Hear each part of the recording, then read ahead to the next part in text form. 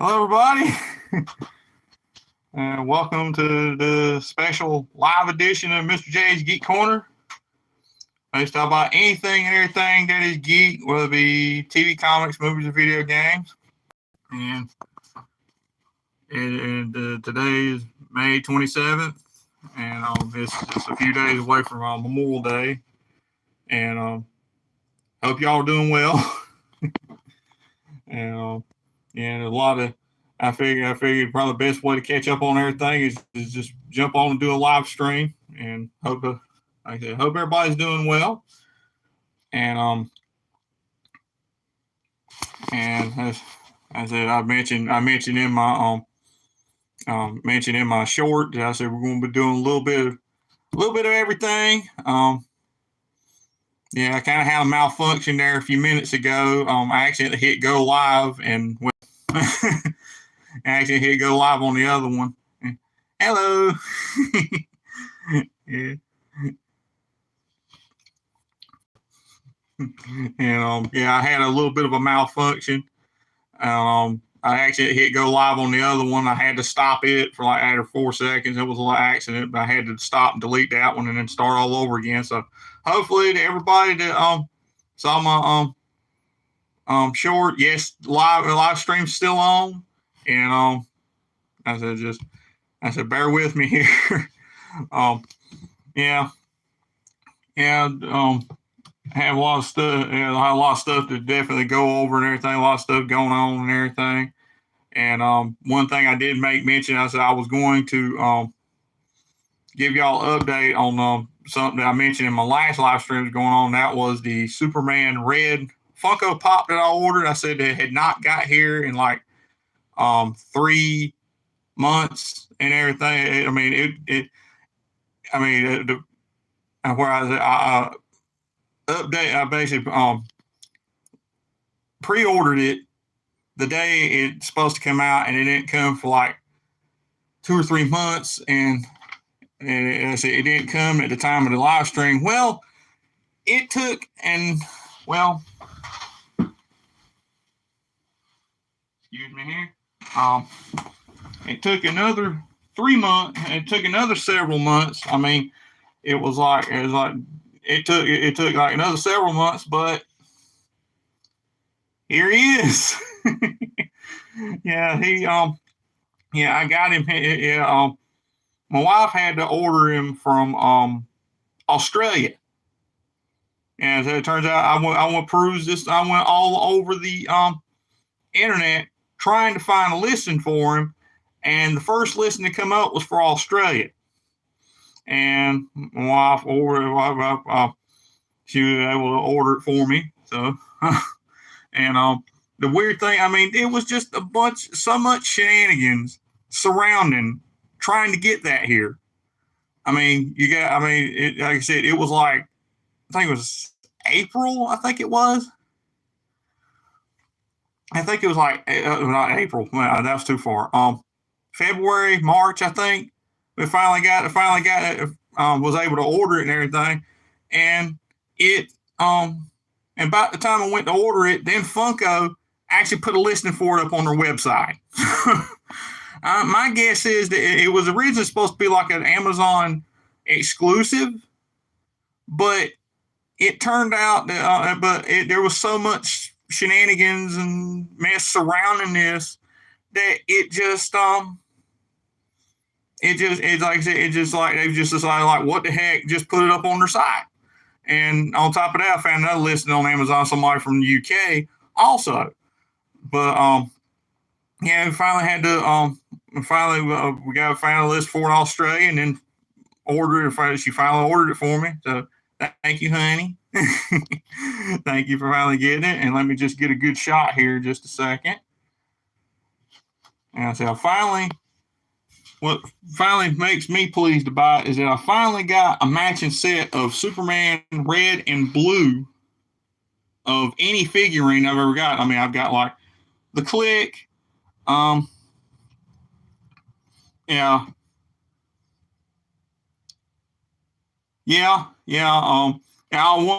wonder that too. I wonder if anybody is there. Anybody? I wonder if I wonder if anybody. I wonder that too. If anybody actually got their order from Amazon, or if they're still waiting for it. I mean, that was October, so that's probably like 5-6 months, maybe even 7. That folks probably still waiting for that thing. But no doubt, there's probably some folks that like me that got tired of waiting and canceled their pre-order and went somewhat place else to find their Superman Red. So let me get you a good shot here. There they are. I said, don't that look good together, red and blue? As I said, I've gotten in the past, I've tried to get a matching set of Superman Red, Superman Blue figures when Mattel put them out. I've tried to get the figures, I've tried to get clicks, and like I said, I just can't get the pair. But now I finally got the pair in Funko Pop form, so that looks totally awesome right there. I love seeing that finally getting red and blue together like that. That is awesome. But yeah, it was just such a pain in the rump trying to get that one pop, and finally got him. And I'm definitely glad about that. Definitely glad. So that's definitely one good update from since last time. And yeah, there's like I said, there's just so much going on the last several months. I was just like, instead of doing like several episodes, I've been too busy to do episodes. For one thing, just busy, just everyday life stuff, just normal going to work, busy, can't get time to do that kind of thing. but yeah, there's been so much going on. So why not just do a live stream and just take care of it all at one time, And but I said there's that, and I said there's so many. One more thing.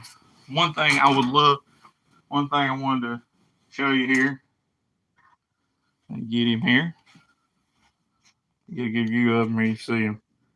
And that is the Valzad Superman Lego. And like I said, I saw he comes with the Lego, the latest Lego character encyclopedia, and I think it looks totally awesome. I would love the little Lego figurines. If I don't get sets, I always love to try to get figurines. And my question about it is why? And my personal question about it is why can't they make another one like him? I mean, I said it's just weird to me that you can actually have you have a Valzad Lego, but where's the figures? I mean, in all the years that Valzad's been around, he's never got his own official action figure. I mean, I've seen some custom-made fan stuff that looks really awesome, but where's the official one? I mean, back when Mattel was doing the DC Legends, DC Classics, DC Comics Classics collection, and everything, they did President Superman of Earth 23, which does, to me at the time, looked better than he did in print. The figure does. But they never got around to Valzad. Even DC Direct never got around to Valzad. I mean, they did when they started the Earth 2 collection, back when they started New 52 and all that, they you had Superman, you had Batman, you had Wonder Woman of Earth 2. All looked awesome. But they never got around to your second set with like Flash and Green Lantern. I don't think they have. But they never got around to Valzad. And I don't know why that is. I would love if anybody out there from McFarlane, anybody out there works with McFarlane, I would love, and there are a lot of other folks out there would love to see a Valzad Superman figure. I personally would love to see him have his own 7-inch figure, and it'd be done, and definitely be done right. I would love to see it. And of course, I'd also love to see a McFarlane Earth 2 Superman, classic Earth 2 Superman figure myself. Also, the way he looked in Infinite Crisis, I would love to see that too. But particularly, I would love to see a Val Zod figure. I'd love to see him get more than just a Lego. I really would, because I love the suit particularly, and I love that they actually introduced him into Earth 2 and all that. And the fact that he's still stuck around after all these years. I mean, just recently in one of the newer Superman stories, he's actually helping John Kent out going across the multiverse, trying to help out different versions of his dad. And I'm just because he's had a pretty lasting impact on the comics, and I would love to see him be made into an action figure. And I just don't. Why in the world hasn't he made? I mean, they got Earth 23, but why not Earth 2.0 Superman? You know, I mean, I would love to see that become a figure, also. And another thing, I mean, I've been looking through all the different Superman news and all the different everything. I mean, there's so much going on. I mean, it's kind of almost hard to keep up with, and yet there's some that's just like trolly kind of stuff too. But some of the biggest news that's been coming up lately in terms of Superman has been the new movie, and that James Gunn's been doing Superman Legacy. I still don't know what to really think about them rebooting Superman again. I mean, just yeeting everything into the trash can and then just starting all over again. I mean, you had a perfectly good Superman in Henry Cavill, and again with the Black Adam movie. I mean, I saw Black Adam, and it was an all right movie. Just it had its flaws, but the end of it when he and Superman was about to square off, to me that was just another DC broken promise. I mean, it was just another like dangling over the fan's face and not give you anything, and then just yeet all that into the trash can, kick Cavill to the curb, and just start all over again. I mean, and I don't know what to think of it. I mean, I won't know this what I'm hoping it's going to be good. I hope it's going to be true to Superman and all that. I mean, what I've been hearing a lot of things. I mean, one of the latest rumors is that Crypto was going to pop up in it of all characters. And like I said, it's just, I've heard rumors about Lex Luthor and how they're going to do him in that and everything. And it's just like, I don't know really what to think of it. I mean, I'm kind of nervous about the whole thing because know my feelings about the whole Warner Bros. Discovery merger and Zaslav and all that, and my bad feelings about that too. But I'm hoping it's good. I'm really hoping it's good. And this whole thing going on with the writer's strike and everything is kind of holding things up. They said the good news was they managed to get the first draft into he turned in before the writers went on strike. And I'm not going to talk about the writer's strike. I have my own feelings about that too. But it's just I ain't going to talk about that on here. But it's like I said, I just hope it don't hold up the movie because the movie's supposed to be out in 2 more years. And I hope they actually get the thing produced and out when it's supposed to, because they had a good history with Superman movies trying to be on time and all that. And it makes me nervous when they start doing this kind of thing of rebooting franchises, and they're just not and they reboot, particularly Superman, because every time they try to restart Superman comes to a screeching halt for some reason. And it just, like I said, it just makes me nervous when they just like, okay, we're going to start the whole thing over again. It's like, oh boy, how long is this going to take? Who are they going to get to do this? Who are they going to get to play him and all that kind of stuff? Who are going to recast all the characters, redo everything? And so what are they going to do? It's like, how long is this going to take? I know they say 2025, but anything can happen. I mean, it's just, it just makes me nervous when they do this kind of thing, especially when they're going to reboot the entire DCU. And some of the stuff they had basically having coming down the pike, I ain't so far. I mean, why does Amanda Waller need her own TV series? I mean, why does Amanda Waller need to be involved at all? I mean, she's a pain in the butt character in the comics. She's been a pain in the butt in the TV show. And from what I've seen in the DCEU, she's still a pain in the tuchus. She's still a real pain. And then just recently with the whole thing that they did at the end of Dark Crisis and all that to make it sound like she's basically got carte blanche from this Council of Light looking organization to go after and destroy not just heroes but villains too, not just villains but heroes too. Basically all the DC, basically any meta human there is out there. I mean, I'm just kind of I mean, I just like, why in the world is she getting such a push in wrestling terms, a push?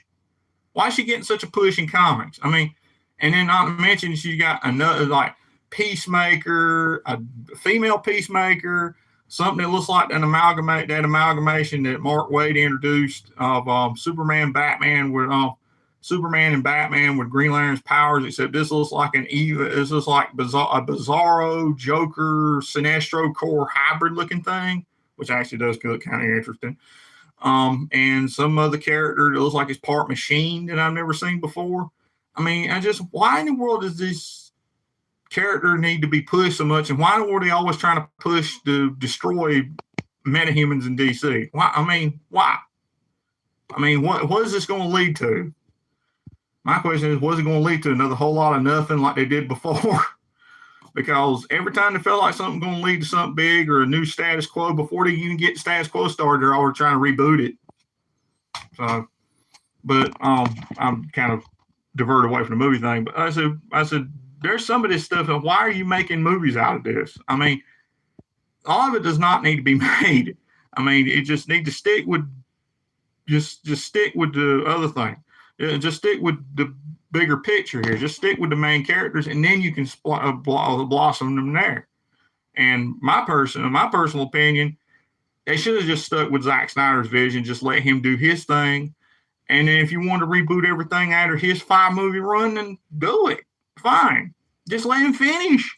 They should just let him finish his story, because I love that story. After seeing the Snyder Cut of Justice League, they should have let this stick. I mean, and from what I've heard of some of the other, supposedly his script leaking out online of what the story was going to be like for 2 and 3, that would have been epic. And I would love to see it. But it seems like that they just wanted with that, they just wanted to basically shelve his copy so Marvel could do the whole angle first, because a lot of it sounds a little bit like they were trying to do it before Marvel did it, and just like he wanted to shove his thing in the background and let Marvel do their whole thing first. And if DC tried to go and say, "Oh, you're just copying them," so. But I don't know what to think of this whole reboot. My focus is I'd love to see what Flash is going to be like. I mean, from what I've seen, a lot of the clips of it, it looks like it's going to be pretty awesome. I mean, the figures for the movie look pretty all right. The Batman looks good. Flash looks good. Supergirl, I think the head looks a little too big to match with the rest of the figure. I mean, the main figure itself looks good. The head just looks wrong to me. To me, the pop actually looks better than that. It actually looks better than the McFarlane does. I just said McFarlane. I would say on that note, McFarlane's a lot of stuff looks pretty awesome, but there's a lot of it that just, okay, they ain't all winners. but yeah, about the reboots, I say it just makes me nervous. I hope it all comes through good, and I hope it's a good movie. I hope it's true to what Superman is and ain't something trying to push politics. Well, again, I don't discover on this. I just don't want it to be so political or just a trash movie, you know? I just want to be a true Superman movie that's just like, hey, this is true to the legacy of what Superman is. And on another thing, Superman, the Superman Lois currently ongoing right now, it's kind of up in the air whether or not it's coming back for another season, and I hope it is. I mean, I will say about this season that I've seen so far, it's been kind of weak. I mean, it's just been more of like a grounded, more personal, drama-oriented thing. There ain't been a lot of action in it. Ain't been a lot of Superman appearances in it, but it's just been more drama, story-driven kind of thing. And it just ain't been that, to me, it ain't been that great. It ain't been as great as the last couple of seasons, but it's been all right. It's keeping me, it definitely keep you interested to come back and see what happens the next week, but it just ain't been that great. And with the whole thing happened with the CW lately, and you don't know what they're going to get. I mean, they're scrapping all these shows. I mean, they've essentially they're ending the Arrowverse. The only shows the only show the original shows they've still got on air is they've got another season of Walker coming, which they're going to get rid of after that. They got an All-American football show drama that they're bringing back, and they've got and what the CW's plan on doing is they're going to import stuff from Canada and the UK and and all the other stuff they got. All the stuff that even sounds like coming back other than them two shows is their Friday night lineup, which a lot of sounds like recycled stuff, to be honest. I mean, Masters of Illusion is not a new show. It's not a new show. I remember watching that was on UPN 28, if that tells you anything. Or even when it was run on what is now My Network, which is essentially a breeding ground for reruns. And it's just and it's the same thing with this channel. I mean, that's essentially what CW is getting turned into, reruns. The only two they've only got a couple of scripted shows that's even running right now. And they're running the only superhero stuff they got going on right now is Superman, Lois, and that gracious, awful Gotham Knights show, which instead of being like the video game is like this ragtag group of teenagers that's trying to figure out who's basically trying to face off against the Court of Owls with Batman because he's dead. And it's just, I was just like this. I tried to watch like a couple minutes of that show, and I was just like, no thanks. No thanks. And I turned it away and just watched something better. But Superman, but they're wondering what's going to happen with Superman and Lois and that show and a couple other shows that's currently on the bubble to possibly get canceled. And they're basically saying with Superman Lois, if they bring it back for a fourth season, it's probably going to be on HBO Max, or as it's called now, Max. And that's probably what's going to happen to it. I was like, if that's it, if they end that show, that's the last thing that's the last good show they have on that channel, because the rest of it's just going to be crap. It's just plain and simple as that.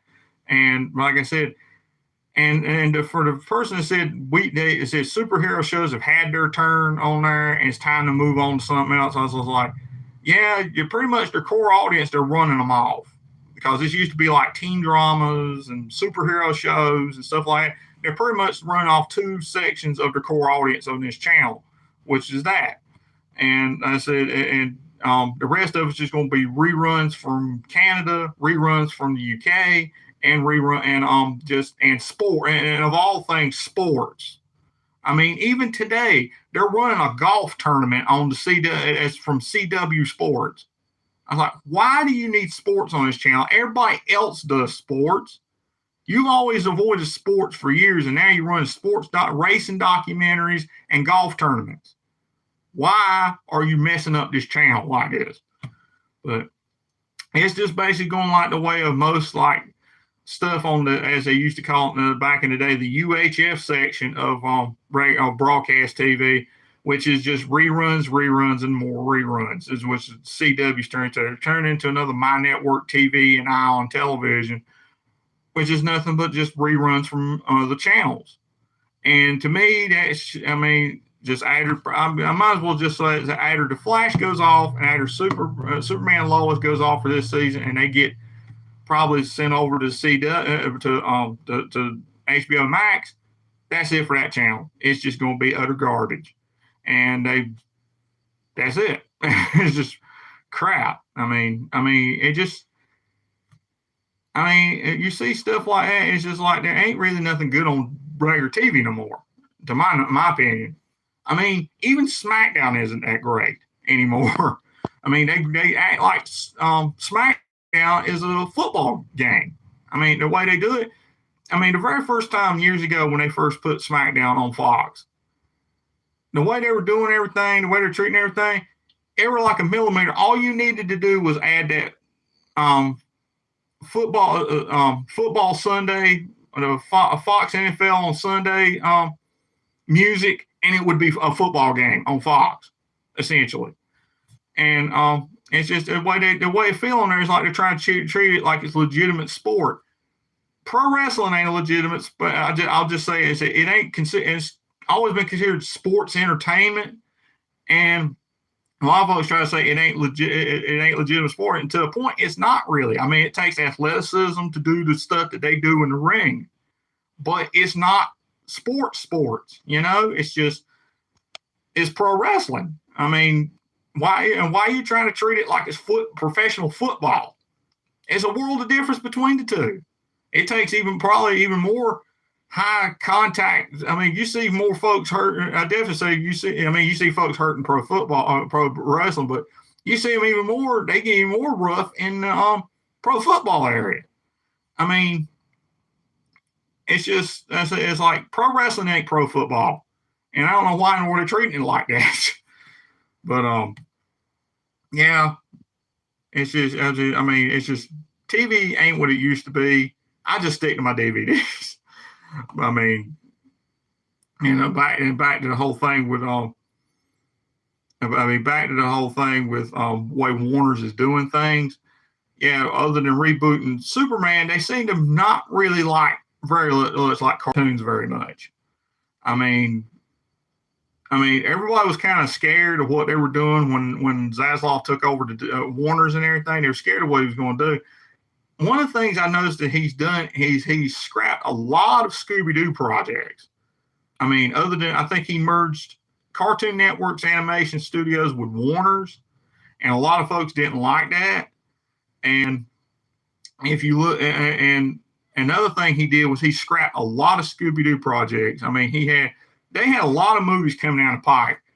I mean, I think they had one with like a character not called Hatch Girls in it. They had one where they were teaming up with the Justice League. They were having another one for that movie Scoob. They were having a movie where they were almost completely done what they did with Scoob. I think it was a Christmas special. They did with Scoob what they did with the Batgirl movie, which is they throw it in, even though it was almost done, it was basically done. They throw it in the trash can. They scrapped it. And I mean, I just like, there ain't no sense. I said, why are they so against? I mean, also they're talking about with this HBO Max thing, they ripped a lot of cartoons off of there, particularly stuff from Adult Swim, like Space Ghost Coast to Coast. They've ripped it off of there for whatever reason. I was just like, why do I get the feeling that Zaslav does not like cartoons? It's like he don't like anything animated. I mean, they still put out like DC animated movies and all that, which are still right good. But why is he so against like cartoon shows, particularly Scooby-Doo? Because I'm gonna just be honest right now, that last Scooby-Doo movie they put out, Trick or Treat Scooby-Doo, it was lacking, heavily lacking. I mean, they acted really out of character in that whole movie, and it just, I mean, I'm just like, I still don't know what to really feel about that movie. I mean, it was like there was a lot of out of character acting in that movie, and it's just like, what in the world is going on here? And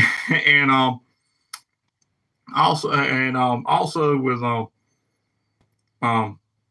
also the only Scooby-Doo thing they got related thing I'm gonna say running right now is Velma. And they actually announced, and while they're scrapping all of this, they okayed that for a second season.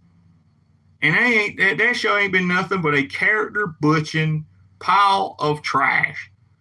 I mean, it's just like that. All they want to do is just rake everything over the coals that you loved about Scooby-Doo and just destroy it. That's all Velma's been doing. It's garbage. It's a garbage show, really. And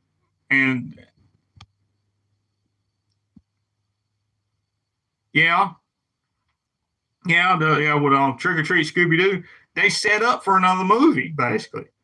I mean, but the way they were heading with the movies is just like, yeah, it ain't no telling. I mean, it was like, well, I mean, they should. I mean, the way it ended is it looks like they made a wish in a wishing well. And yeah, it probably won't. Yeah, they probably won't. I mean, the way it ended, just spoiler alert for you, it ended with them going, it ended with like a wishing well thing. of like they wished. I mean, the whole thing was that they solved where all of these supposedly where all the monsters were coming from. It was like one person making costumes for all these criminals that you saw in all the history of Scooby Doo. All these folks were getting suits from this one, I guess, a fashion designer, and all she did was just design. All she did was just design these monster costumes. And when they busted her, they didn't have no more mysteries. And it was just like they were basically moping around the entire movie, like they were essentially out of business. And it was just like, what is this? And also seeing like Velma become like morally compromised and stuff. And just like she's fallen, basically she's almost like fallen for the villain of the whole thing. And it's just like, this is not Velma at all. It's like, usually she's more logical, and she's just like, it's like, why are you falling head over heels for the villain of the whole thing? I mean, it's just like, again, morally compromised. And it all ends with them basically, they finally get a mystery and they're back in business and all that. Yeah. And so they basically start Fred starts throwing change into the well and everything, gives more mysteries and everything, and they all start laughing like a bunch of jokerized maniacs. It's like they about lost their gourd. They start laughing maniacally and everything, and then they zoom to the bottom of the well, and there's this humongous eyeball staring up at the well, like this dark, evil-looking eye looking up at them, almost like some Lovecraftian Cthulhu kind of thing. And it's just like, okay, what's this building to? But considering how things are going lately, you probably ain't going to get no kind of answer. I don't know if this is almost, you would almost say a prequel to Mystery Inc. or something. Who knows? You don't know. You just don't know how this is going to go, because it's like every time the next few Scooby-Doo movies, they've scrapped them, including Scooby-Doo and Crypto 2, because that one was done. That one was finished and ready to go this year. But it got scrapped. It got scrapped like everything else Scooby-Doo. And it makes you think, is like, does Zaslav even like Scooby-Doo? Does he hate him? Does he hate cartoons? Because the way they keep ripping cartoons over there left and off of their streaming services left and right is like, what in the world? What's he trying to do here? I mean, what is he seriously trying to do? But I heard a dirty little rumor that Scooby-Doo and Crypto 2 got leaked onto the internet by somebody, and it was all over the place. And everybody's talking about it was so good. And it makes me think, why in the world did Trick or Treat end up before Crypto if it was so good? Why did they do that? I mean, I said, it's almost like they're trying to leave the franchise at a point where it's just like a wreck or something, but who knows? But I wish maybe one of these days they'll put the Crypto one out. Hopefully so, because I would love to see them teaming up with Scooby-Doo and Crypto team up. I would honestly love to see that. I really would.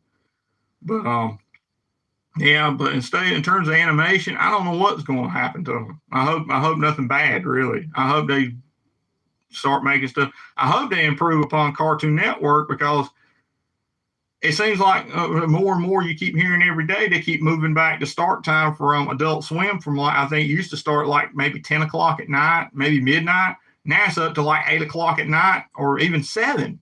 I think it's just recently announced it's supposed to start 7 o'clock at night. On Cartoon Network, and most of the Cartoon Network stuff, it's not a winner. It's not good at all. I mean, it's just more just like, ew. And Boomerang used to be good. It used to be about the one rerun channel. I definitely say, hey, this is good, because it had like Looney Tunes, Tom and Jerry, and Scooby-Doo, and all that. And now a lot of the Cartoon Network stuff is bled onto Boomerang, and you barely even see any of the good stuff anymore. And that's just within the last couple of years. But yeah, I hope things improve in terms of on the cartoon front, because I hope he don't hate cartoons, but it's not looking too good, what his attitude toward them. But Yeah. Yeah, I hope and they are still making like straight to DVD DC movies. I mean, the next one's supposed to be a sequel to the Legion of Superheroes one that they did, which was like you see Batman, Superman, and Batman disappear, and I think the next one's supposed to take place on War World, and it's actually supposed to be rated R, which means it's going to be pretty violent. But I hope it's going to be good because I'm not a fan of the War World stuff. I mean, I didn't even read stuff in the last comic that happened, but and the last story that happened ended with Kal-El returns. But I'm just not a fan of Mongol and War World really because it's too much of that stuck on a planet, forced to fight in a gladiator thing kind of thing. I mean, even that spot when they talk about with documentaries in terms of Rome, that kind of bored me too. I mean, that's why I ain't seen Gladiator. It's just not my thing. But yeah. And on the note of Superman comics, now I've really been reading a lot lately because it's been kind of boring. I dare say. I mean, I'm not one to all just say Superman stuff's boring. Superman ain't boring. The story is. I mean, you've got him on here. Basically, the whole story that's led to so far is Lex is in jail and he's handed over control of LexCorp to Superman and has renamed it LexCorp, Supercorp. And it's just like Superman now runs Lex Luthor's company. And it's just like, why does Superman need a company? He doesn't. I mean, it's just like more Lex Luthor shenanigans in terms of trying to get under Superman's skin or whatever. But it's just ain't a good story. None of it's interesting. Probably the most interesting thing is Superman's power upgrade.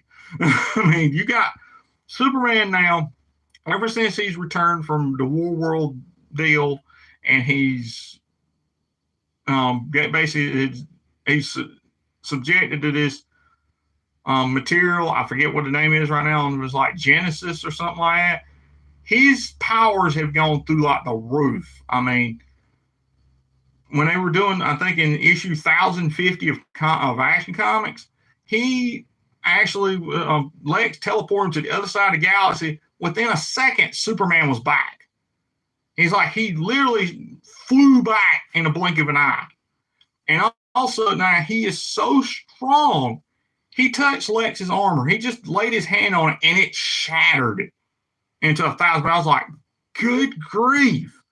I was like, he's even beyond more powerful than he used to be. I was like, I mean, I remember somebody commented on that video and said, all he needs now is to give him a golden skin, and you know where I'm heading with this, because essentially turned into Superman 1,000,000 at this point. I mean, and that ain't the only upgrades he's got. I mean, other than his strength and everything, in a recent issue, he had to face off against an upgraded Metallo. He actually created an energy construct of himself to fight Metallo and beat him. I was just like, and everybody, and of course, all the articles are saying he's essentially turned into an anime character. No, he isn't. I mean, he's had energy powers before, but this is like perfectly contained and all that. I mean, he sounds like he's almost turned into All-Star Superman to a point, only not as big. But it's almost like he's turned into All-Star Superman. To me, that's the most interesting thing, is seeing how powerful he's becoming. But the whole company aspect and everything, it's not that great. I mean, I'm not really, I mean, to me, it's really not that interesting. Not anything else. I mean, probably the most, I mean, I dare even say right now the most interesting Superman story would have to be Adventures of Superman John Kent, where he's having to go on a mission with Val Zod to stop Ultraman from killing all the different versions of Superman, because from what it sounds like to me, Ultraman got a hold of a weapon that can basically zone in on any Kal-El in the multiverse, and basically he can go around. He can track any Kal-El Earth to Earth and go and kill him. And basically, whatever this weapon is, he can kill him with it. And the last thing I saw about it is that now he's stuck. Now John is stuck on the Injustice Earth, and probably one of the most epic shots of the whole thing is seeing Injustice Superman killing Ultraman. And I was just like, I was like that's most, I said, that was the most interesting thing I've seen lately in terms of it. But the regular mainstream Superman story is not that great. I mean, I think the last comic I really bought from them that was like something that wasn't a reprint of one of their classic ones or one of their classic ones, it would have to be like Action Comics #1, Superman #1, or all that. It would have to be Jurassic League, where all the Justice League are dinosaurs. And to me, that was crazy, wacky as that story was. It was really good. I mean, it was a good, fun story. Seeing all the Justice League that even the DC heroes, DC villains, as dinosaurs, as I guess anthropomorphic dinosaurs, and even seeing Darkseid as a giant ankylosaurus. That was a neat twist. I mean, it was all so well done. I was just like, this is good. And the fact that even at the end of Dark Crisis, it was named, I think it was Earth 186 or something like that. It was now officially an Earth in the multiverse. I thought that was great. And I was like, I thought it was so good that they did that. I thought it was cool. And I was like, but I said, if they keep on going with series like that, yeah, that's awesome. But with the main story going on right now, I'm not with this Dawn of DC thing. I mean, I would love to get more of an aspect of what they're leading to with a lot of this. All I hear is just like they're trying to go in some bold new directions and stuff. I mean, I want to get into it, and at the same time, it's just not me. I mean, it just don't feel good, and it don't look good. I mean, it's just the Superman one. I would dare say it's boring. I mean, you don't need to see Superman with Lex Luthor in his ear and him running his company. I mean, it's ridiculous. I mean, it's stupid, and I'm not really feeling it. I'm really not. And then you got this new Batman story where it's going to be essentially Joker War Redux. Only instead of Joker this time, it's Batman versus Catwoman, and they're calling it Gotham War this time. I mean, the last Batman story actually sounded pretty interesting. I mean, it's got to deal with his Zur-En-Arrh programming in his head, and he's basically been going after this guy who is probably the only person in the multiverse that basically didn't turn into Joker. I mean, it's supposed to be like a Joker from another universe, but he didn't turn into him. And as he's skipping, from what I heard, as he's jumping over the multiverse, every time he shows up, a Joker's created. But also another spin on that, every time Batman shows up, one of the Batman in that multiverse becomes a Zur-En-Arrh Batman. They get a Zur-En-Arrh programming in their head. And one of the coolest things I've seen is that even the Michael Keaton Batman 89, now has a Zur-En-Arrh version of himself with the whole purple and red, purple, yellow, and red suit. I thought that was a pretty neat spin on it. But basically, this whole Gotham War thing supposed to be lead off from that. It's like, it just don't sound interesting. I mean, it's just like, why do you need a freaking full-on war thing between Batman and Catwoman? I mean, why do you need that? I mean, it don't sound interesting. I mean, I really hope that they're building to something good and big with this, because it's not. I mean, I was hoping that after Death Metal they were building to something else. They did build to something else, but it was just another event. I mean, it's just yet another event where they didn't even get the chance to even explore the current continuity. I mean, they didn't even explain what after Death Metal, what that Elseworlds Earth was, because there was like Earth Omega, which turned out it was the prison for the ultimate dark side, and Elseworlds, which never got, to my knowledge, if it did, let me know, it never got explored. And I was like, why do you keep building up to these things that you never deliver on, and you just go to the next big event, the next reboot? I mean, they've rebooted to the point where you think they're going to the next event is like, they've rebooted the universe so many times it's going to shatter. I mean, it's ridiculous. I mean, and then the Dark Crisis thing, you never really got to truly see the Great Darkness. I was expecting him to be. I mean, what happened to Pariah in that was ridiculous. They kill him with his own weapon. And then who ends up possessed by the Great Darkness? Deathstroke? What's up? S&B Comedy. Welcome to the live stream.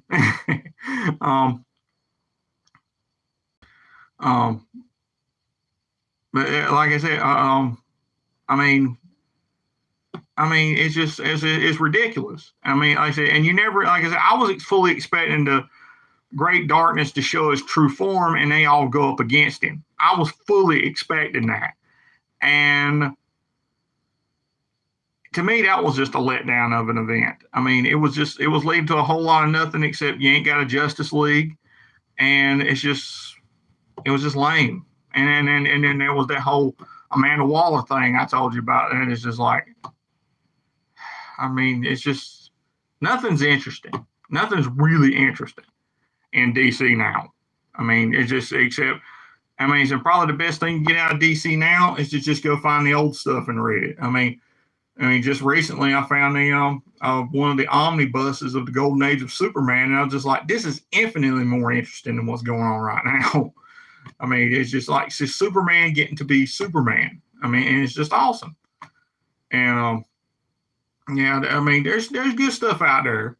You just gotta find it. I mean, there's probably some new stuff out there that's good too, but it's just the sea of crap is so thick that you can't see it right now. And the latest big thing happening with the comics lately is New Comic Day. I know that happened back on the 6th. And I was kind of a little bit late to the party on that one. I couldn't make it, but thankfully the local comic book store where I'm at had some leftovers, even though they didn't have. I mean, DC was supposed to put out 2 freebies of there's supposed to be 2 free DC Dawn of DC primers, you might as well say. There's supposed to be one for Free Comic Book Day, and then on the 16th they were supposed to put out one of actually called the Dawn of DC Primer 2023, and it was supposed to be free also, which was weird to me that DC was actually putting out 2 free comics in 1 month. And there's supposed to be big stuff setting up stuff too. And unfortunately, I ain't was able to get either hold of those yet. But I will get hold when I do get a hold of them. I will be doing a review on them on this channel, and hopefully they're good. But hopefully I'll be able to get a hold of them soon. As soon as I can, I'll do a review of them on this channel. But I did get some free comic book goodies this year. I got some. I said I got some of the leftovers. Some of the leftovers for Free Comic Day. I'll just review some of them here. Right now, I got them right here. I'll just show you what they look like and everything. Give a little bit of review on them. This is a preview. The first one I got here is a preview, a double preview of some youth graphic novels they got coming out, and that is it's a double Clark and Lex and the fan club Batman squad. I'll show you right here. And there's a little bit of sampling of the art there. And I'm just going to say this one was infinitely better than this one. I mean, the Clark and Lex thing is supposed to be supposedly a young Superman graphic novel. To me, it seemed kind of boring. I mean, they made some changes in it. I mean, it's just more, it almost feels more like Smallville, but without being Smallville. I mean, to me, it was not that great. I mean, it's just like they made some changes in it, and they made it, like I said, it's just, to me, it wasn't a very good read at all. But the fan club Batman Squad one, that one was pretty funny. I mean, to me, the art looks a lot like, I don't know if you remember the Ugly Dolls, that was literally around for like 2 seconds.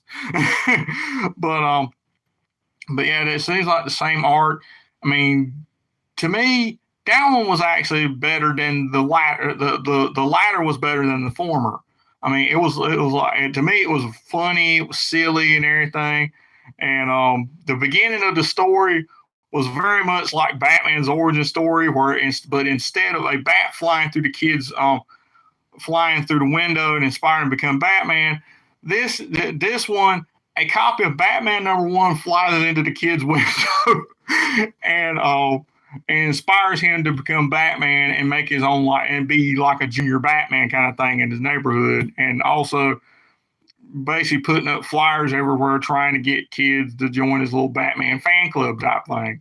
And I thought that was cute. It was funny and everything. It was silly. I definitely would recommend that one more than I would the Clark and Lex thing, because, like I said, it feels kind of Smallville, but not as likable as Smallville, because most of what you saw him in terms of him using his powers and everything, he was just doing farm work. That's all he was doing, was just doing farm work. And it was just like basically daydreaming of the big life and trying to be more than just working on a farm, you know.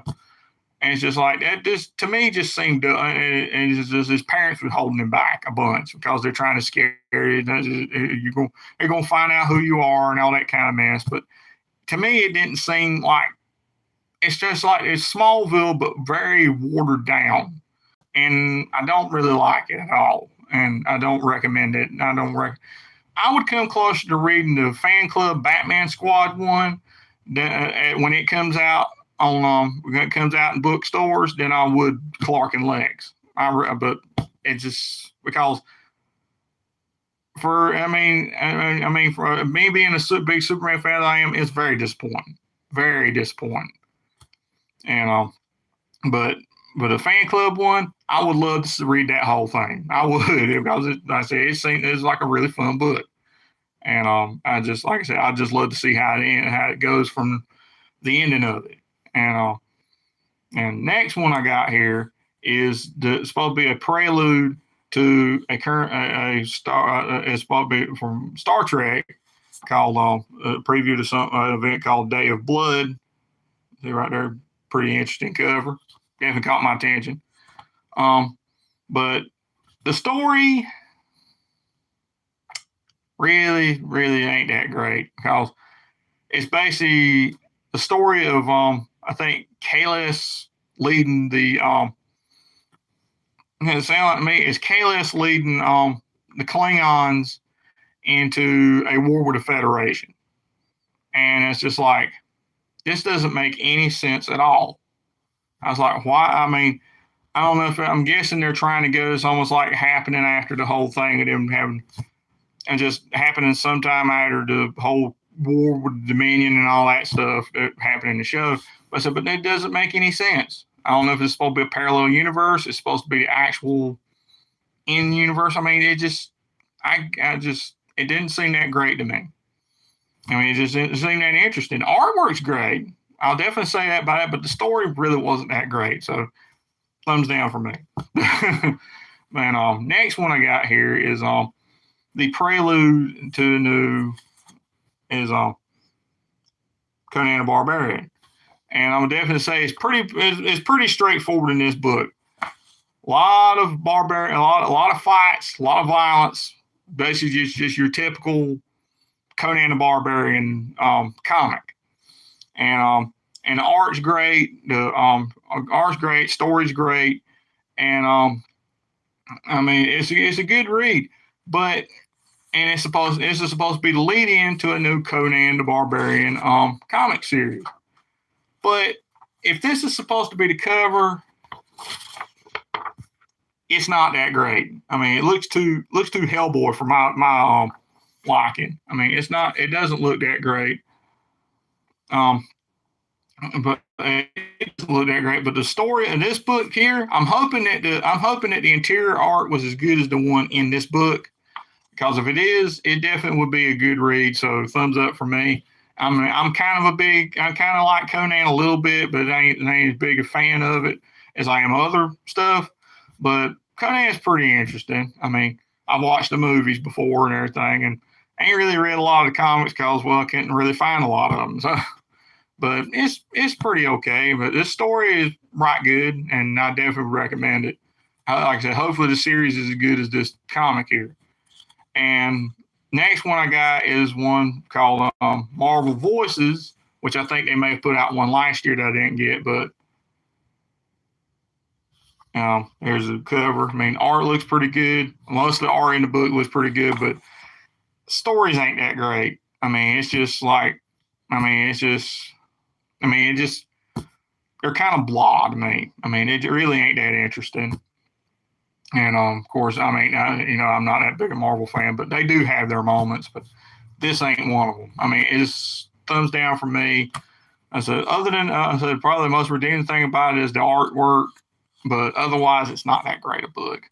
So, but next one I got is also Marvel, and it is the lead into a new story, launch of the Uncanny Avengers series. And the artwork is pretty all right, but there's a lot of this story that ain't that great to me. I mean, it's supposed to be basically it's your usual trying to make. I mean, it's after all that's happened with the X-Men is like X-Men had the ability to resurrect themselves, and they think themselves as deities now, and all that kind of. A lot of them think of themselves they had their own island nation and all that. And now there's somebody trying to look to basically mess up all that for the X-Men once again. And I don't know, somewhere along the lines they've made up their own hero called Captain Krakoa in it. Let me just show you the ridiculous design on this. Look at this. If it weren't for the things beside of his head, that might actually be a pretty cool design. I can't tell if that's like some janky looking hair or some flowers, plants, or something. I can't really tell, but if it weren't for that, it might would have been an okay design, but it's just like it halfway makes it look ridiculous. And like I say, they're just trying to basically classic frame up the mutant story, and also trying to even go after Cap and all that. And basically, they're supposed to. I think the reason I guess is obviously called Uncanny Avengers because it's supposed to be like mutant. It's supposed to be like the X-Men and the Avengers teaming up in one team. So, but it's just really not really that interesting to me. Just I hope it's better than this, but of course I'm not that big X-Men fan anyway. I mean, I just recently got rid of all my X-Men comics because, again, I'm not really that interested in the X-Men. I mean, they've had their moments, but the movies were pretty good, but it's just, and with the exception of a few of them, we ain't gonna get into that. But the comics ain't really been that interesting to me, even though I would pick a free one up time to time and see what's going on. Something interests me, I might go with it, but I don't know. But otherwise, not really that interested. So I say a thumbs down for me in terms of the story. I hope the story gets better from there. But in terms of this, not looking that interested. Of course, anything X-Men the last couple of years with the whole House of X thing and them bringing themselves back from the dead and the thing they had with the Eternals and everything, it's just but the best thing that happened in that whole thing was seeing Captain America get resurrected. So, but otherwise, I'm just say pretty much anything involving the Eternals really ain't that interesting. Anyway, especially the movie, but not getting into that. But the last one I got here that I got Free Comic Day is a preview of the next Spider-Man and them stories that's coming out. And I will say the Spider-Man part it's really stretching the whole to be the whole Spider-Man is basically is the resident pariah kind of thing because now people are trying to like and basically he fights a gorilla and he almost more take the gorilla side than his side. I mean, it's like he was being a mean old bully to the gorilla and the gorilla was attacking people. So I was just like, yeah, that's not interesting. But the Venom part, it looked weird, and that's what made it so interesting. There was like this rubber thing that they made supposedly in it. It was like this, like almost like he's from like the Golden Age or something, like Golden Age of Marvel or something like that. And well, there's kind of like almost like a super soldier thing that they made. And yeah, by the end of the book, he was looking very symbiote like. I mean, he was alluded to the fact he ate some of the villains he fought. So, but and in making it look like that maybe he has some connection to Venom. Maybe he is something of a symbiote or something like that. But it looked interesting, and I wouldn't mind seeing where the story goes from there. Hopefully, it actually is actually good and it actually picks up and is actually even better than this was. And also, they actually had a preview in of the upcoming event where the Ultimate Marvel, I think they're supposed to be almost bringing back the Ultimate Universe, the Ultimate Marvel Universe, like where they had like all the Ultimate versions from like back in the 2000s and everything. Basically, where Miles Morales Spider-Man originally came from.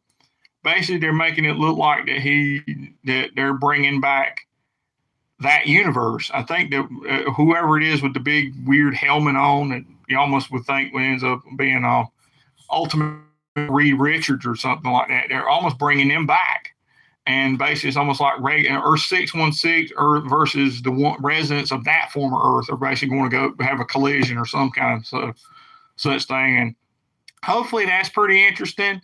But hopefully that's actually good and not a big letdown. But who knows?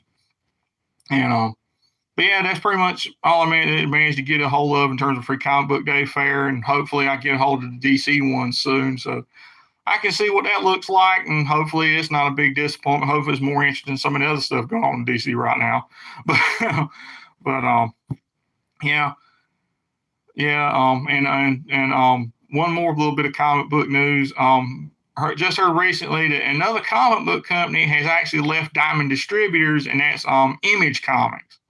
And all these years, Image has been going with pretty much they were the monopoly, and pretty much that monopoly started falling to pieces 3 years ago with DC leaving, with the whole thing going on in the world that I'm not talking about that went on. Basically trying to shut down everything comic related and everything. We ain't shipping nothing. And DC was like, well, you know what? Forget this. And they went and did their own thing with their own distributor. Basically, the media trying to make them look like a pariah. To which I think Marvel did that maybe a year or so later, and everybody was praising them for doing it. But everybody made DC look like a dirty dog for doing that for themselves. But Marvel, that's such a great business strategy for leaving Diamond. Now, Image has left Diamond, and I don't know how many comic companies Diamond has left under their distributor belt, but yeah, I don't think it's many. I don't think there's very many left for Diamond to help distribute their stuff. But I tell you, it's a mess for Diamond, and yeah. Yeah, pretty much. You're probably going to hear about. I don't want it to happen to anybody, but if you'll probably read sometime in the next years or so. I wouldn't be surprised if you hear that Diamond said they're going to file bankruptcy because basically they ain't got no business. Basically, they're going to go out of business. I mean, I hope it don't happen, but I wouldn't be surprised if you hear about it in about a year or so. About them going belly up because of folks leaving them, and everybody's it's like I had a reception there for a second, but we're back. Hopefully not that long. Hopefully it wasn't out that long. Maybe about a second. But yeah. In terms of I said, but there ain't really much in terms of comics that's even that interesting right now, except for just catching up on the old stuff. I mean, I've been doing a lot of catching up on the different things lately in terms of like TV ain't been that great. TV is about the most interesting thing on right now is probably Superman Lois. They ain't going to be for very long. But been catching up on a lot of things lately. Been catching up just recently. Been in the last year or so, been getting into the X-Files. I mean, X-Files been off the air for years now, but I've been basically doing a lot of catching up on it. And boy, did I miss stuff when I was a kid. I mean, I didn't really watch all that many episodes, if any, of the X Files back in the day, but I've been catching up on a lot of them recently, and it's a right good show, but with a lot of certain episodes. But the one thing that really bugs me about that show would have to be the alien oriented episodes and the whole alien conspiracy and Mr. Cigarette Smoker over there in the shadows and everything. I mean, it's just, I mean, that's the part that really bothers me. The whole Mulder finds an alien, they sweep the alien under the rug, and the guy just smokes a cigarette the whole time they're doing it and makes sure I make Mulder look like a moron or something and make him look nuts. But is it all this stuff? I mean, it's just, I mean, that's, yeah, I slept on it for too long. Yeah, yeah. I should have been more getting into the series years ago, but I just like what the hey, let's just do it. I mean, the last season they had was like a few years ago for its, I think it finally went for 11 seasons. And I basically have caught up for the most part, been catching up on the first 7. And I basically caught up on season 9 too. I know kind of out of order, but been basically catching up on a lot of the seasons 2 through 7, and I've got 3 more to go as soon as I can get a hold of them. but yeah, it's a good show. Definitely, it's definitely got a lot of wacky stuff in it too. I mean, just like of all things, a crossover between X Files and Cops. Never thought I'd ever see that. Them two shows crossover together. I mean, you have a lot of there's an episode that had to do with vampires. It wound up being something I thought was going to be more serious, but wound up being some crazy, silly. This is two sides of the same story kind of thing. And I thought was hilarious, and weird enough. You would be surprised at a lot of the guest stars I've seen pop up in this show. I mean, it's been like Ryan Reynolds, Luke Wilson, Charles Nelson Riley. I mean, who's a staple of the Match Game back in the day, and for all the SpongeBob fans out there, is was the original Dirty Bubble on SpongeBob SquarePants on all the Mermaid Man and Barnacle Boy episodes that he appeared on, and may he rest in peace.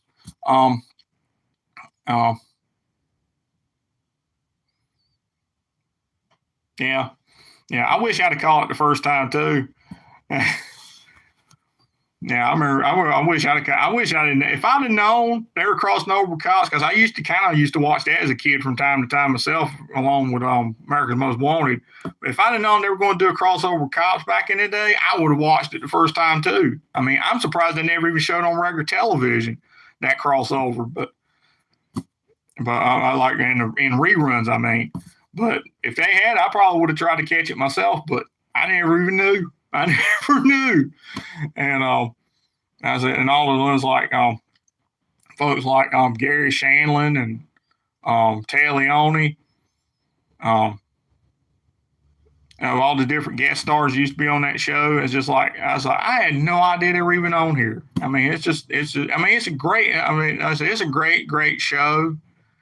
I just wish I'd have watched it sooner, and I can't wait to see how the rest of the show goes. It was just, I hate that I missed out on it. In the words of Squidward, all the wasted years. And that's a great show. I can't wait to finish it up when I finally get my hands on some more. And been catching up on Legends of Tomorrow as well.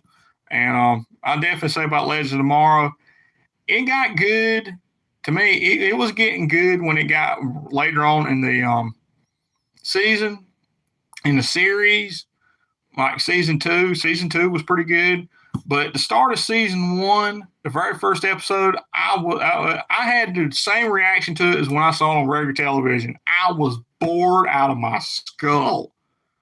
I even hear the word Vandal Savage, and I was instantly bored. I mean, bored. And I haven't probably watched that episode of season 1 again in about 2 weeks. I haven't seen episodes of that first one. It's like, okay, I need a break.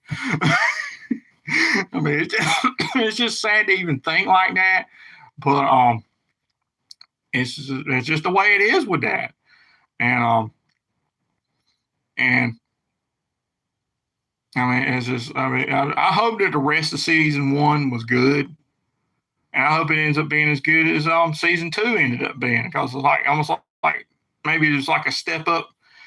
Season two was like a step up, definitely a big step up from season one from what I've seen so far. But hopefully it was good. The rest of season one's good, but it's going to be a time before I can ever get back into that show again, because yeah, I was checked out probably in the first 5 minutes. Excuse me. Oh.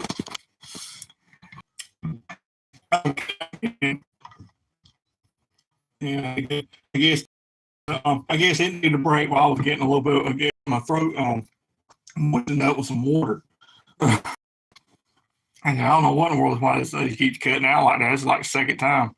But yeah, catching up on that, and also lately I've been catching up on all the Batman Arkham games, and those are actually really, I must say, definitely say they're very fun games.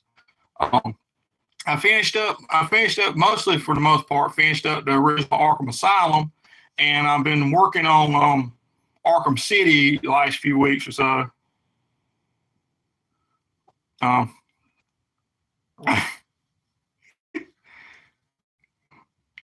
Yeah, yeah. You expected to see a little thing up on the screen like that, but it didn't.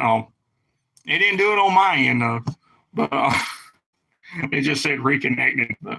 But yeah, I've been in the middle of doing. Like I said, I'm in the middle of working on Arkham City right now, and I'm stuck on a level where you're trying to get to Mister Freeze's cell, and it's just aggravating because you're having to deal with Penguin's goons. And I'm just saying right now, Penguin is not my favorite Bat villain.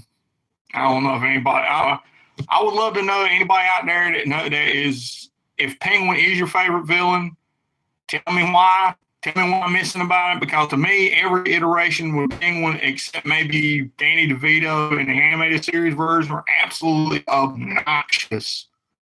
The 66 version was annoying. The version from the Batman animated version of the anime series, the Batman, was even more annoying. Colin Farrell's version from the Batman movie was a bit annoying. He was more like a straightforward gangster, organized gangster type. I like the little thing that had in there where they look like he's wobbling like a penguin, though. But I said I don't like that version of the Penguin either. But I said I'm just not a fan of the Penguin. And in this one, he's annoying too. This version of the Penguin also. I'm just not a fan. And just trying to get around his goons. Yeah, that might be a good idea. And move it a little. It's difficult because you got side stuff on it too, but be thugs. And again, we cut out. Yeah, I'm gonna get up a little bit and walk around, see if it yeah, I've been catching up on that, and probably eventually Arkham City if it's for the PS3, and Origins. Since last time, me and my wife did something there. Did a little bit of redecorating in here, and let me show you this for just a second. Right over here in the corner, put up the Batmobiles. I've had the Batmobiles. They used to be on the shelf, but had to put them in storage for a bit because didn't have no room for them. But she came up with an awesome idea of putting them over here on the wall, and I thought of putting that up there to kind of set up everything over here to just kind of balance things out and make it look better. Because I've had that for years too. Got it from Hobby Lobby. Been wanting to put it up in here and just didn't have anywhere to put it. But I finally decided, like, hey, since instead of just putting it on the shelf, why not just hang it up on the wall, which you can, and definitely makes everything, definitely adds even more something to it. But yeah, we put up. I mean, this definitely took a bit to do, and she's really good at and still there, bat copter, bat boat, bat cycle, all my favorite bat vehicles. I couldn't put everything up here for obvious reasons, but she definitely made this all look good, and and so it took a bit of time to put up here, but she made it all look good, and she did a really good job of this, and I like how it looks there. It looks awesome, and also for this year, Marvel calendar got for Christmas, you know, and I thought it looked really cool because it was classic Marvel instead of the new stuff. Hmm. You're very welcome. Yeah. And also, and also the added a little something to it from used to be on top of the shelf, and that is the Riddler from the Batman '66 show. He used to be on the top shelf, but now he's down here on the bottom, hanging about. I thought it looked good over here too. Didn't want to put him in didn't want to put Mr. Platinum here up, so didn't want to do that. So I just put him there, and thought it looked really good over there. And yeah, she did that. Oh, forgot one more thing. The little guy over here, little shaggy guy. And they had a black one. And one they had a bunch of different colors of Shy Guy, and I had to find him at the local comic book store. And I said I've been eyeing him for some time, and I finally got him. Interesting story about him. I ain't got him for free technically. Was I traded him for a I got him when I traded in a one of the little characters that you could put on your computer power cords and stuff. Basically, one of these. It was of Wolverine, and well, I'm not that big a fan of Wolverine, so I was allowed to trade in Wolverine for this cute little guy right here. And we glitched out. We're back.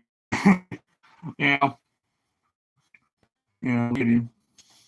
And another thing I've been catching on a lot lately is a lot of old wrestling. And I've come across this show on YouTube called Wrestling Bios. He does like a lot of the guy out of Ireland that does a lot of old bios on like wrestlers and old wrestling events and matches, and he's very thorough. It's a very, very good show. And like I said, he does a series called Reliving the War that basically covers all the Monday Night War and all the old Monday Night Wars between Raw and Nitro. And I would definitely say I missed a lot as a kid again in that regards because, well, I don't have cable. I ain't never had cable. But yeah, I tried to watch it whenever I could. I always watched the highlight show on WCW Pro on the weekends back in like the late '90s, back when wrestling was good because wrestling today is not what it was then. I mean, there were probably a lot of folks at '98 that said wrestling ain't like it was back in the glory days of Ric Flair and Harley Race and all that. But I can say I'm saying the same thing now. It was not like it was in the glory days of WCW, the NWO, and Stone Cold, Steve Austin, and The Rock, and DX, and all that, and The Undertaker. I mean, just last few years, of course, The Undertaker retired, and well-deserved retirement because he's been going at it for like beyond 30 years, and 30 years just as The Undertaker. But yeah, just watching that show, it just watching Reliving the War every week. It's just like wrestling used to be so good, and you look at it now, it's just like, how did it get this bad? I mean, you probably can ask the same thing in the last days of WCW. How did it get that bad? You can ask the same thing it is. How did it get so bad? It's horrible. Horrible, horrible, horrible. I mean, and it does have its moments occasionally, but back at stuff like back happened at WrestleMania 39 with Cody Rhodes and Roman Reigns. That shows you that the wrong people were still running the show behind the scenes, and also the fact that they sold to the guys who run on UFC Ultimate Fighting. And it's just like, how in the world are they going to combine those together? It's supposed to be combined together almost in one company kind of thing. How's that going to be? And the fact they let Vince McMahon managed to stay in charge after all that, it's just like, why would you want him up there? He's one of the reasons why the product is so horrid in the first place. I mean, why? Why would you let him stay there? I mean, yeah. I mean, it's just terrible what they're doing, and the fact that the champion that they have is being Roman Reigns is part time, and basically all he's doing is by not defending all the time, he's just holding the belts hostage. I mean, he's got the WWF title and the Universal title, and basically he's the undisputed WWF Universal Champion. And it's just like, why in the world are you letting him hold on to? I mean, it's supposed to make such a big deal, but he's supposed to be champion for about 1,000 days. I was just like, why did you even let him keep that long? You make it such a big deal. I was like, this is just like when Hulk Hogan was champion, and he held on to the belt for like 2 years. I think he won the belt in the '96 Hog Wild. And held on to the belt until just literally a year, almost the entire year, just before the '97 Road Wild. And then literally later on that week, he won the belt again, and then he didn't lose the belt until that night in '98 when Goldberg won it. I was like, why in the world you want somebody to stay champion like that for that doggone long? I mean, it's even more so with him because he don't have to wrestle half the time. Reigns don't. And then you thought they were building, and then they make this big build up that Cody Rhodes was going to become the undisputed champion, and it doesn't happen. And to the point where I think a lot of folks got really miffed with it. And it's gotten so crazy to the point that they've had to resurrect the world heavyweight title in WWE, and I would say WWF, and it's WWE because to me, you want to call it WWE. WWE is, you flip the letters around. That's my exact opinion of WWE is ew. But I mean, the fact that they had to make such a big hullabaloo is like, we're going to have a workhorse champion, defend his belt every time there's an event, and every week on TV, about every time I turn around on TV, I was like, what's it going to be? I've already heard some folks want to say, what's it going to be when Roman Reigns wants to challenge for that belt? What's it going to be then? I mean, they try to say whatever show he goes to, the other show is going to have. I mean, they've already put him over on SmackDown. Yay! So the world title is going to be on Raw. But what if he suddenly wants to go over to Raw and challenge? What if he suddenly wants to challenge for the world heavyweight title, and he ends up winning it? What are you going to do then? You're right back where you started. Now, except now he's got 3 world titles around his waist instead of 2. And he's holding 3 belts hostage instead of just 2. And now they're talking about possibly putting the undisputed tag titles on him too. It's just like, what are you trying to do here?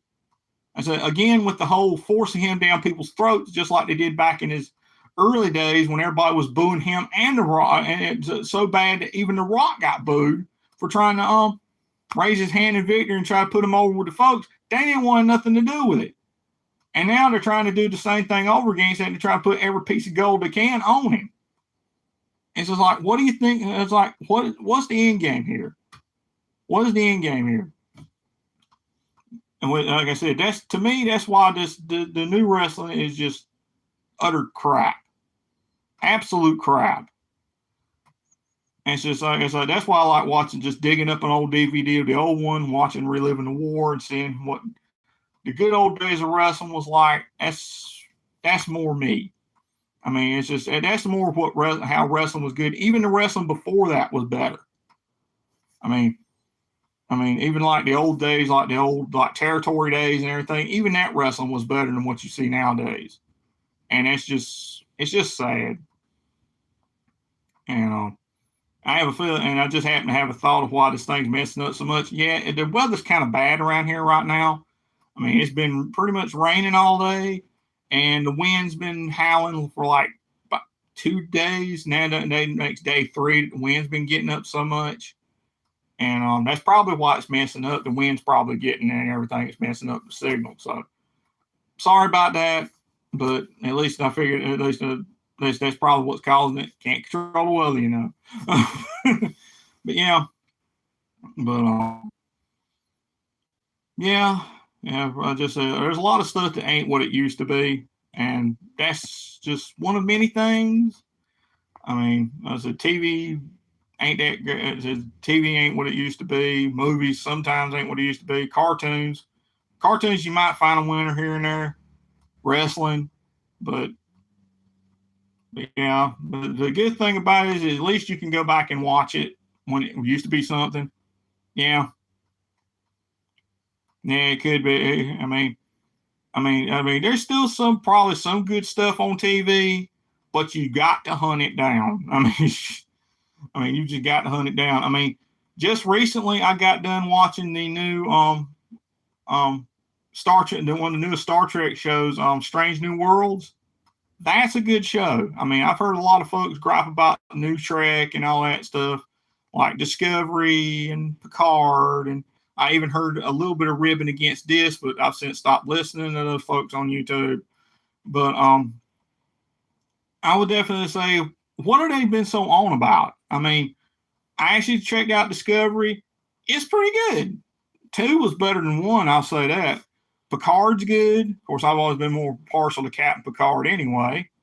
But season 2, that was really good. Season 3 just ended recently, and I saw the ending of that, and I was just like, that was awesome. That was even better than the last 2 seasons of that. But the one I saw just finished with recently, in recent weeks, was Strange New Worlds, and that's the new show that's got like, it's supposed to be basically Captain Pike's in command of the Enterprise, and basically it's almost like they took the original pilot episode, The Cage, and just expanded upon it. And like I said, that was really good. I said it's a really good show. Anson Mount makes a great Captain Pike, a lot better than the original and from the pilot episode. But he's a really good Captain Pike. All the characters are very likable. It's very episodic, like old school. This is like old school Star Trek. It's very episodic. I mean, there's an overarching thing in it, but it's not what encompasses the whole thing. It's there in the background, but it's very episodic, and like they go on missions and get in shenanigans and stuff like that. Probably the best episode of the whole season was the finale, when they did their own homage to the old Star Trek episode Balance of Terror, which was like basically their whole first run in with the Romulans, where basically in this iteration he's trying to but the whole I'll go ahead and say right there, the Captain Pike the whole season's been trying to even since Discovery has been trying to escape the destiny that you see him in the original series when he's in the wheelchair, and he basically looks like he's almost a vegetable, and the only way he can communicate is with his chair with the beeps.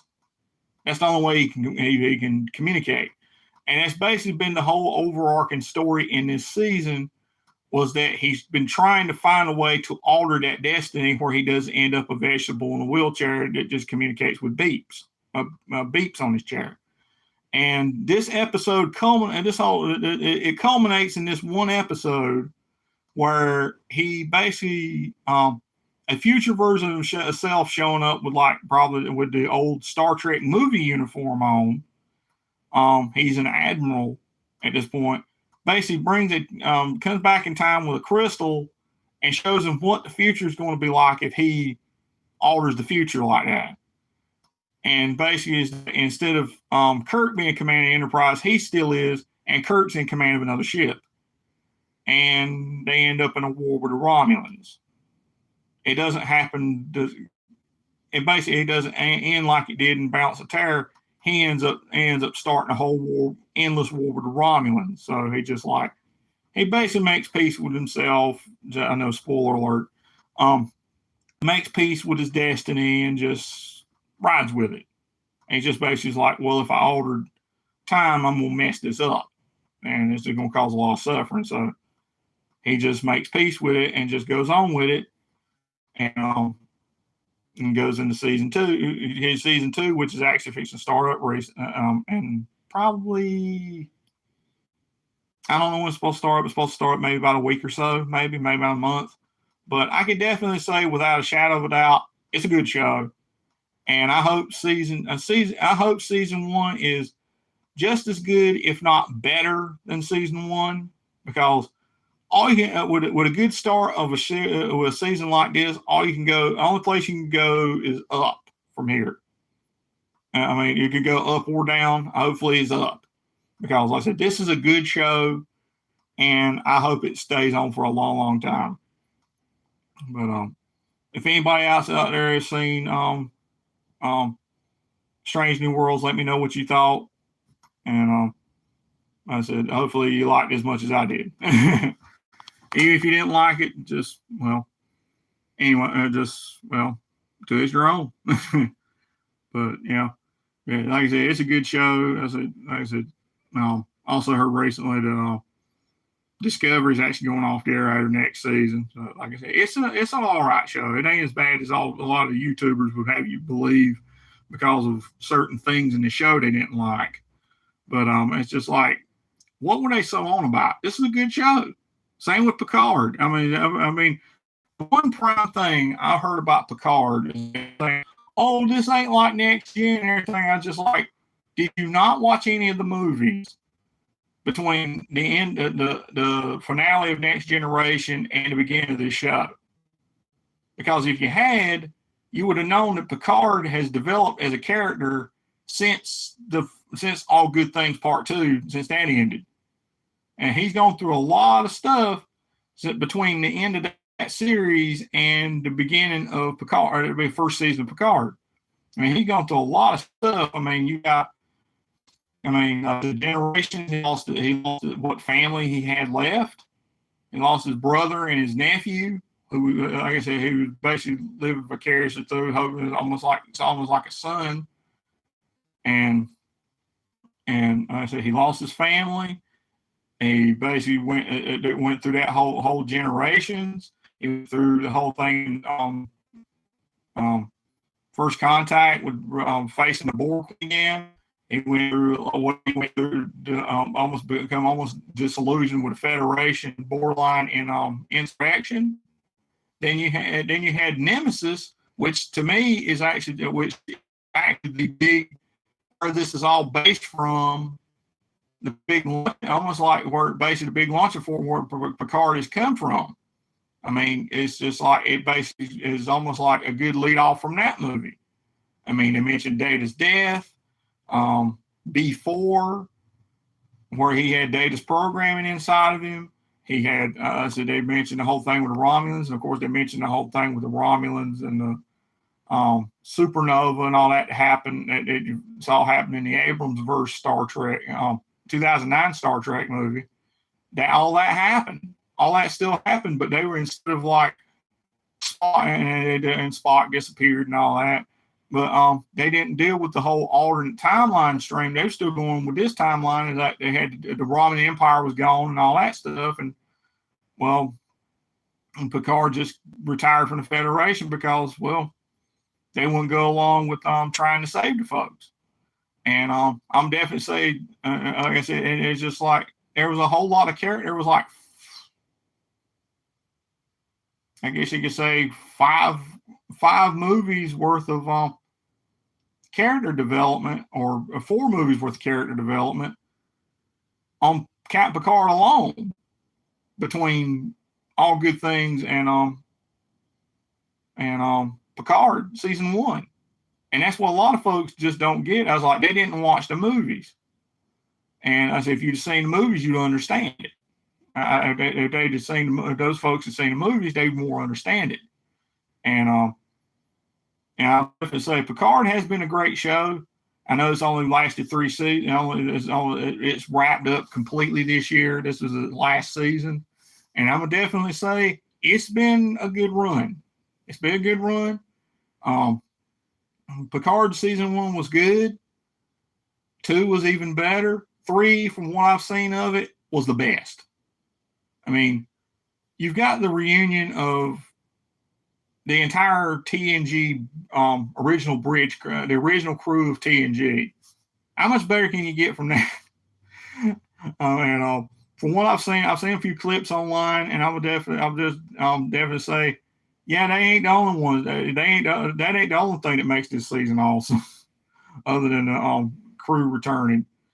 I mean, it's just like I said, I can't wait to see the entire series when it hits DVD. But from the clips I've seen online, it was a great run. It was a great season. It was a great way to end off the series. And I can't wait to see everything else that led into this. I really can't wait to see it. But the other Star Trek shows is on right now, like Lower Decks and Prodigy. I ain't seen Prodigy, but I have seen some Lower Decks, and Lower Decks is a crazy show. It's just crazy. It's just a crazy show. It's funny, it's enjoyable, but it's just like, and I mean, the fact that this year, that's another interesting thing. They're supposed to have a Strange New Worlds Lower Decks crossover. How are you going to do that? How are you going to have a crossover between an animated show and a live action show? Other than do something like I've seen them do, like with Warner Bros., like with Looney Tunes Back in Action and Space Jam. That's about the only things I know of how they could do it. But it's just, how are they going to do it? How are they honestly, truly going to do a crossover and it not look silly or stupid and take viewers out of it? Make viewers like, that's it, I'm done. Or something else to watch. How are you going to do that and it not be crap? I'm interested in seeing how to do this, but I just hope it don't stink, because I don't want it to stink. I want it to be good. I honestly want it to be good.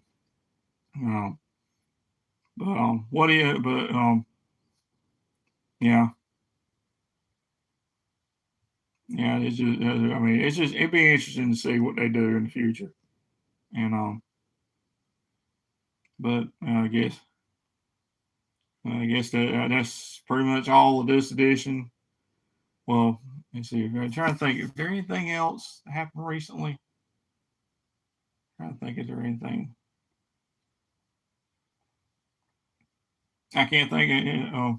I know there's no moving on the Batman the Dark Cape Crusader front, other than they sold the rights to I think it was Amazon, and that was another thing. Hey, again with the lack of animation and HBO Max. Originally that's supposed to be on HBO Max, but they've sold it to they sold it to Amazon.